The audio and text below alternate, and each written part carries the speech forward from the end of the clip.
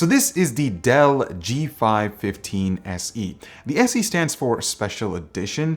It's actually one of the most heavily requested notebooks that we were asked to check out, and there's a good reason for that. Dell has managed to deliver an affordable gaming laptop with AMD all over it. That's right, you're getting a really fast Ryzen CPU and a Navi-based graphics card. Now, there is a lot to like about the G5 15 SE. I mean, it's pretty affordable, comes with great specs, and let's not forget, you can actually buy one right now, unlike some of the other AMD notebooks. But I've also got some concerns as well, and some of those will make you think twice before pulling the trigger on something like this. So, as always, I'll make sure to leave timestamps in the description down below. Also, you can hover over the timeline to get to a particular segment that you're interested in. And yeah, let's start talking about the G5 15 SE right after this. It's true what they say about the Corsair A100. We've got water-cooled hardware for cool temperatures, a cool design that stands out with plenty of good I/O. It's whisper quiet with an efficient fan and occupies as much space on my desk as my plant. The Corsair A100, up to 16 cores with a 2080 Ti. It does not disappoint. Check it out below. All right, so let's start with pricing. This laptop starts at $880 US. That's right, it's less than $900, and for that, you get a Ryzen 5 4600H with 6 cores and 12 threads, 8 GB of RAM in dual channel at 3200 MHz, a 256 GB NVMe SSD, an RX 5600M GPU, and a 1080p 60Hz display. The sample that we have over here comes with a faster 8-core 16-thread Ryzen 7 4800H CPU, twice the memory and storage. The GPU remains the same, however, the display does get a bump to 144 Hz, and the price delta between this and the base model is $320. But with all the sales Dell usually has, I wouldn't be surprised to see it go for less. Dell is also offering the G5 with Intel CPUs and GTX 1660 Ti graphics for about the same price. And yeah, as you can see, that Intel tax is significant, which is really unfortunate. Now, when you look at the competition, there is the ASUS TUF A15 for the same price as our G5 15 SE. You get more storage and an RTX 2060, but remember, the A15 really didn't have a great screen. As a matter of fact, it was a pretty terrible display. There's also the upcoming HP Omen 15 and the Acer Nitro 5. Both of those notebooks are priced similarly to this Dell notebook. So let's start with the design and build quality. And honestly, guys, it feels cheap. Dell's use of glossy plastic materials on the outside says it all. When you flip the notebook, the bottom looks like my XPS 15 L502X notebook from 5 years ago. Remember the classic Dell gray joke from decades ago? Well, it's back again. Interestingly, to make it stand out a bit, Dell has coated the front panel with iridescent accents that show off different colors depending on the lighting conditions or the angle that you look at it. I'm gonna let you guys be the judge on that. I should also mention that the top lid scratches easily. I mean, our sample has only been about a month old and it looks pretty, I mean, the scratch marks are really visible, which is really unfortunate. So maybe 2 or 3 years down the road, don't expect it to look like the day you bought it. Also, check this out, guys.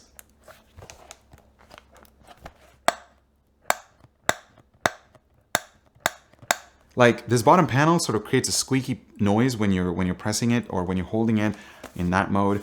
It's, like I said, it's just really unfortunate, and the hinge design is really poor. I mean, I'm gonna open this for you guys live on camera so you can, I think you probably heard that. I'm just gonna open it so you guys can hear how it squeaks. I'm gonna be silent.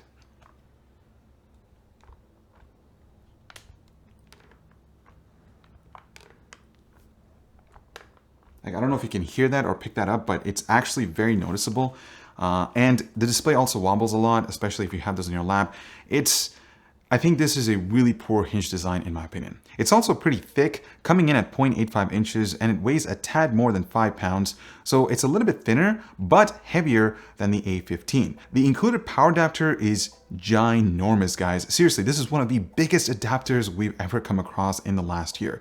It's rated at 240 watts, which is about the same size as my Blade 15, but that one is significantly smaller. But here's a shot compared to my regular photography lens and my Pixel 4 XL. It's really that big. You'll certainly need to find room in your bag to lug this thing around. The interior space is decent. You get a full-size keyboard, and from our Legion 7i video, a lot of you preferred standard layouts, so this may or may not be your cup of tea. I also noticed that the keycaps were smaller compared to other notebooks that we've tested. I have pretty big hands and I constantly found myself making numerous typos, which was frustrating, so it might not be ideal for hardcore typists. If you're willing to pass that, the keys do offer a fantastic travel distance with good feedback. It's right on par with the A15, which is awesome. The LED backlighting is RGB. It doesn't get that bright, and oddly enough, Dell doesn't include brightness settings, so it's either on or off. You'll need to use the command center for that, and to be honest with you guys, I would have preferred a much better piece of software from Dell than this. The trackpad is respectable. It is a pretty smooth surface with support for Windows precision drivers, but over time, as you start accumulating finger grease, it just starts to become really weird and sometimes unresponsive. It's also aligned slightly with the spacebar, meaning that there's little to no room to place your left palm comfortably, unlike the TUF A15, which is slightly off-centered, and that makes navigation easier. This is what the webcam looks like, and quite frankly, I'm not impressed with the color coming out of this sensor because it just, the skin tones are not that accurate. It boosts the shadows all the way up, and yeah, it's one of the worst looking webcams that I've come across on a notebook. However, the microphone does sound pretty good, so it should be fine for casual business meetings. The speakers are bottom facing. Unfortunately, they don't sound that great. You're not going to get any bass, and the trebles do sound a bit harsh. I think the TUF A15 sounds way, way better than this notebook, in my opinion. So yeah, bottom facing speakers, absolute no-go. Port selection is okay on this notebook, and basically it's on par with the other budget-friendly devices. On the left-hand side, you get power in, mini display port, HDMI 2.0, a USB 3.2 Gen 1 5 gigabits per second Type A port, LAN jack, and a Type-C Gen 2 port, which also functions as DP. Switching over to the right, you get a Kensington lock, two USB 2.0 Type A ports, that's right, USB 2.0 ports, an audio jack, and a full-size SD card reader, which is really interesting because this notebook is catered towards gamers, but not creators. But if you happen to be both of them, then this is of course a bonus feature. Just keep in mind that it's not a UHS 3 card reader, so it's not the fastest one available with some of the other notebooks that are more creator focused. One thing we've started to notice on a lot of these AMD notebooks is the fact that OEM manufacturers sort of limit the number of high bandwidth connections, particularly with USB. So in this case, you only get a single Type-C port, which supports 10 gigabits per second, and a single Type-A, which supports 5 gigabits per second. And the rest is just super low speed. I mean, you're getting two USB ports, which is really unfortunate because when you look at the Intel counterparts, they do come with the fastest protocol that's out there. So that to me is very frustrating, and I hope OEM manufacturers sort of revamp that in the future. Moving on to the display, it's 15.6 inches, 1080p at 144 Hz, and as we run our display analysis tests, it covers 95% sRGB, 73% Adobe RGB, and 74% DCI-P3. So it's way color accurate than something like the TUF A15, which is just significantly worse compared to the Dell. Honestly, I really wish that the TUF had a similar display like what's found on the Dell, but this will definitely be an awesome addition for content creation, or if you're looking to edit photos, this will definitely get the job done. It's also a pretty bright display, not the brightest. It only gets as far as 300 nits, and the fact that it's a matte display makes it even better, so you don't have to worry about crazy reflections when you're viewing this in direct sunlight. The gaming experience was fantastic on this notebook. I think you're really in for a treat, and I think it's partly due to the combination of that high refresh rate display, but also how color accurate it is. I actually did a side-by-side test comparing this to the TUF notebook, and the difference was just night and day. You're really in for a treat with the G5 15 SE. Upgradability is pretty straightforward on this laptop. You have access to 2 RAM sticks right over here. Maximum supported memory is 32 gigabytes.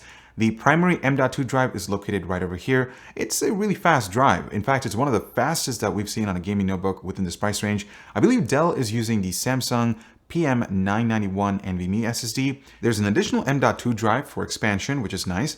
But check this out. For some odd reason, you'll notice a little engraving beneath that which says you can add a 7mm hard drive or a 2.5-inch drive as well, but that's not really the case. In fact, Dell does not include any brackets or the necessary connectors for installation. We even tried to place a drive to see if it would fit, but turns out it conflicts with that second M.2 slot and it makes direct contact with the PCB. Now, Dell does offer the option to upgrade the battery size to 68 watt-hours, but that can only be done with the highest config that comes with a 1 terabyte drive.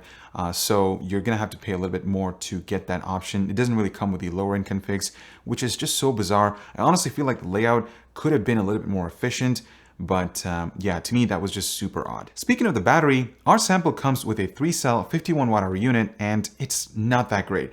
In fact, the Bravo 15, which has roughly the same battery size, lasted way longer than this notebook. It could be due to a faster GPU or SmartShift not optimizing workloads between the CPU and the GPU, but yeah, pretty disappointing in my opinion. Switching gears to our heavy load test, we got about an hour worth of use from this thing.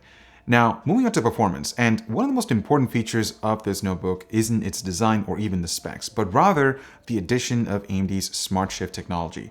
Dell's actually the first to include this, and it could really be a game changer, but I also have a few concerns about it as well. And look, we'll make a separate video on SmartShift, but from a high level, what it essentially does is it treats the GPU and the CPU as a single virtual entity when it comes to distributing power and thermal headroom for certain workloads like rendering or gaming. Then, using application-specific learning algorithms, SmartShift will increase the power going towards whatever component is most critical. For example, in gaming, the GPU's resources are used the most, so it'll get more power resources. That should technically allow it to boost further and for longer than in a system without SmartShift. But that also means the CPU would be given a lot less power than normal. The same goes for rendering, where the CPU would be able to stretch its legs since the GPU isn't really needed that much. While the CPU and GPU are now aware of what they're doing and can balance performance based on workloads, a lot of it actually depends on how good AMD's SmartShift algorithm actually is, because it's still a new piece of technology that's still being built out, and we've experienced a few hiccups.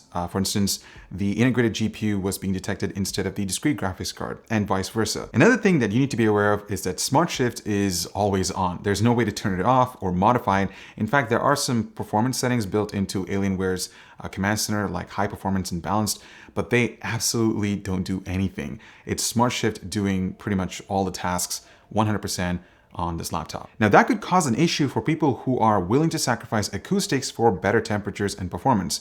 We already saw with notebooks like the Legion 7i that giving users control over how they experience a gaming laptop can be really beneficial. Hopefully AMD adds a few more modes, but for the time being, this notebook does have the option to run its fans at full speed by simply hitting function plus the G key or the F7 key, but who wants their fans running at full speed all the time? Either way, I'll be checking out to see how that mode impacts performance a bit later on. And before I get too far into performance, I do have to talk about some of the issues that I encountered with this notebook.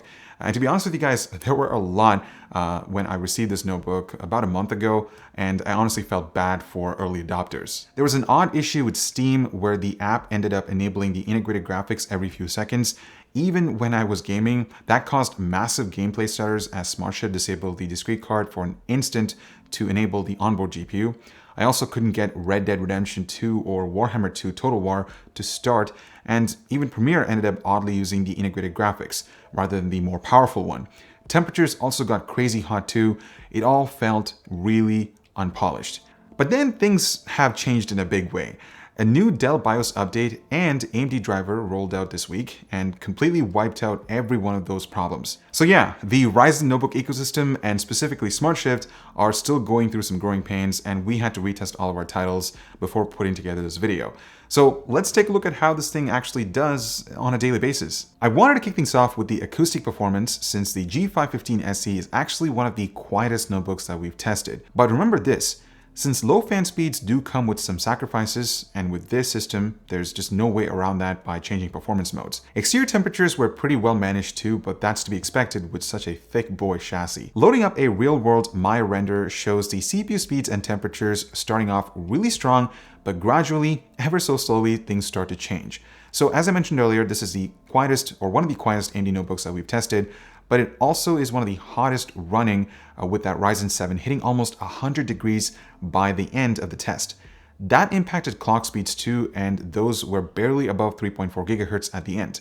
That's about where the Bravo 15 ended up, but a bit slower than the TUF A15. While it's really hard to see if SmartShift is actually working, as we make our way through these benchmarks, you'll notice a few things. First and foremost is in terms of raw CPU performance. This Dell laptop is better than the Bravo 15, and it's one of the fastest notebooks that we've tested. Not as quick as the A15, but Dell's notebook is also much quieter. This is pretty much why people are begging to get these Ryzen CPUs inside higher-end systems. Moving on to GPU-based rendering benchmarks, the G5 is good, but not all that great. Even with the latest updates, NVIDIA's GPUs still have an edge. Then with something like WinRAR, it does pretty good too, which goes to show that the SSD Dell installed is pretty good. Switching gears to gaming, and this is where things get pretty interesting. But it also looks like SmartShift is going to impact this in a big way. You see, these are some of the lowest CPU clock speeds that we've seen with a gaming laptop, but according to AMD, there's a reason for this. The algorithm just doesn't think that higher speeds are necessary, and the system should be putting more emphasis on GPU performance. That doesn't stop temperatures from climbing to high levels again though. I mean, look, a notebook CPU operating at just 2 GHz should never get up to over 90 degrees. What this tells us is the RX 5600M is pushing its heat through the cooling system and onto the processor, which makes sense since according to our readings, our notebook was sucking down over 90 watts at full load. On the positive side, the GPU is running at an average clock speed of about 1.35 GHz, which is right in line with AMD's game clock spec. It does get mighty hot though, topping out at just over 90 degrees Celsius, with both the CPU and GPU hitting above 90 during gaming, while the system remains so quiet. You see, it feels like SmartShift is prioritizing noise over temperatures, and that could be an issue for performance. Other than in Call of Duty, the RTX 2060 equipped on the TUF A15 beats the G5's RX 5600M every single time. In many cases, it isn't even remotely close. And remember, according to AMD, the 5600M is supposed to be a 2060 competitor, but that's super far from the truth here. It could be that SmartShift is implementing such low CPU clocks, and that's ultimately bottlenecking the GPU, but there's no way to find out for certain, or at least until we get a notebook with an RX 5600M that doesn't have SmartShift. Either way, this is a super disappointing result. But as promised, here are a few more tests with Dell's fan override that pushes RPMs to 100%. Well, in Autodesk Maya, it certainly helped increase clock speeds by a good 200 MHz, even though the temperatures were reduced by only a few degrees. And the reason for this is pretty interesting. Basically, the Ryzen 7 4800H took advantage of the extra thermal headroom, bumped up its input power, and delivered increased frequencies. And that allowed the G5 SE to almost match the A15 and shaved a full minute off its rendering time. In gaming, things get pretty interesting. Even with much lower temperatures, SmartShift doesn't allow the CPU any additional clock speed headroom. So it looks like all of the resources are sticking with that RX 5600M. So let's check that out. Here, there's lower temperatures too, and that actually does lead to much improved frequencies that are on average 125 to 250 MHz higher than the default setting. In this case, we actually saw the RX 5600M consuming a bit over 100 watts every now and then, which does prove that a cooler operating environment did lead to more available input power. And guess what? While it takes that much juice, the AMD GPU can actually match the RTX 2060, but while consuming about 20 watts more. And to me, that's just unsustainable without the fans running at max speed. So there you have it, guys. And honestly, my thoughts on this Dell G5 15SE are kind of all over the place. Because for one, it offers great value with decent gaming frame rates, respectable productivity scores, a really good quality display, and with the new BIOS update, this laptop does run quieter. But on the other hand, there is a reason why I wouldn't recommend this thing, because the build quality and design leaves a lot to be desired. The trackpad position is really at a crammed location. It's honestly, I don't even know who designed this thing. The component temperatures are pretty high. Battery life is pretty short too because it's a smaller battery. And most importantly, you're only getting a single, at least there isn't a single Type A USB port that supports a higher protocol like a 10 gigabits per second standard, which is really unfortunate. And honestly, I know this might be a little bit more controversial, but if the TUF A15 had a better display, then we would ultimately have a winner right there. I am a bit disappointed since AMD notebook buyers are constantly being asked to make sacrifices they shouldn't have to make, and the Dell G5 15SE is just no different. It's got impressive performance in many areas, but in 2020, there's so much more we'd expect from portable devices than just chart-topping benchmarks.